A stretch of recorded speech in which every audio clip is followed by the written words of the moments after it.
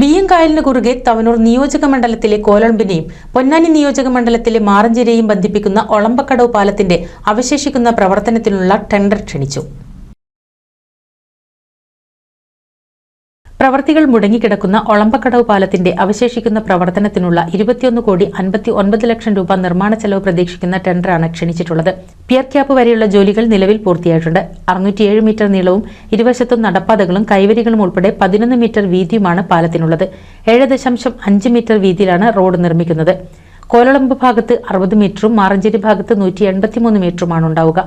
Concrete ബെൽറ്റുകളോടുകൂടിയ DR ഭിത്തികൾ, CC ഭിത്തികൾ, gabion ഭിത്തികൾ എന്നീ പ്രവർത്തികൾ അപ്രോച്ച് റോഡിന്റെ സംരക്ഷണത്തിനായി പൂർത്തിയാക്കണം. മാറഞ്ചേരി ഭാഗത്ത് ട്രാക്ടറിന് നെൽവയലിലേക്ക് ഇറങ്ങുന്നതിനായി റാമ്പും ഒരു പെട്ടി കൾവർട്ട് നിർമ്മിക്കുന്നതിനുള്ള വ്യവസ്ഥയും ഇതിൽ ഉൾപ്പെടുത്തിയിട്ടുണ്ട്. ജൂൺ 25 ടെൻഡർ സമർപ്പിക്കാനുള്ള അവസാന തീയതി. NCV news, Maranchery. Nuthan fancy ഓർണമെന്റ്സും cosmetic collection, new born baby ഐറ്റംസിന്റെ എക്സ്ക്ലൂസീവ് കൗണ്ടറുകളുമായി കൽപ്പക വെഡ്ഡിംഗ്സ് സജ്ജമായിരിക്കുന്നു. ഏവർക്കും സ്വാഗതം. Kalpaka weddings, Pattambi road, Kunnamkulam.